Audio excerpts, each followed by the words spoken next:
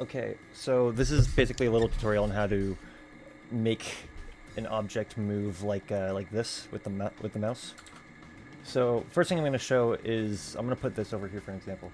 If you click on this is going to involve fusion stuff, so it's a little confusing. But if you have an example here where one file is over the other and you want to edit the Rockstar Foxy here, but it keeps going to the FNAF world, you can go do fusion and then go up here to clips, and specifically you can choose here from the file you want. So here we have the Foxy here. Here's the image of where Foxy is, and this is what is being put out into the file. So what we want to do is make this not 266 by 588. So the way I do that is add in a background here, and it creates a merge node with the background. And you'll notice that for some reason the media is set to the background and the background is set to the foreground. So you want to set the media to the green node, like the media on the top to the green node, and the background to the yellow node. Now it's still, as you can see, the wrong resolution, so we go to the background, set the alpha to 0 because you want it to be overlapping everything. You don't want the background to be there, unless you do.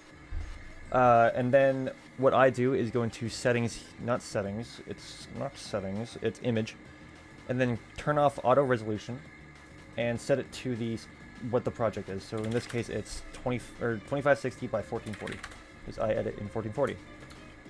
Bam. We have got our little Foxy, and we can't really do much with him here. So what you want to do is click on the media in, and which again is the Foxy image, and hit Shift Space, which brings up a search tool, and type in transform. And I believe it's the transform XF. This will add it in between here. It adds it to the foreground of this, which then brings it, or in the input, I guess, for this, and into the foreground for the image. This lets you move around the image across the screen, but obviously, you know, it's not animating. So I believe what you do is go to center here. This is what controls where they move on the screen. It's right-click center, go to modify with, and then XY path. And what that does is open up this modifiers tab right here. So sometimes this will break when you try to animate it. So what I do is I usually click off of the transform, click back onto one of these, and then click back on it again. And then go back up to modifiers.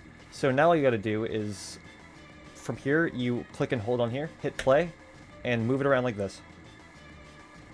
And then stop, and then you go back to the beginning, and it plays the mouse movements again. And that's pretty much all there is to it. You can undo, edit from here. I believe you can go into keyframes as well if you want to move some stuff around, like if it's too far forward or you want to do whatever. I don't know. I don't really mess with this. I just get it until it looks good. That's what I do. And that is how you do that. If you go back into edit, you can see that he gets moved around the screen like that. And, you know, you can also, like, oh, here we go. Here's another example of having to use this. You know, set it up to also make him larger as well. That one I think you can also do from here in case you want to do like mouse movement for scale. I don't know if you can do, if I do like maybe shift control? No. I was wondering if you could do move, like stretch him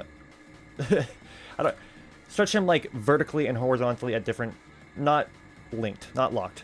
I'm gonna cut this out. Maybe I won't cut it out. Anyway, that's pretty much how you do it. I don't know, that's how you do it.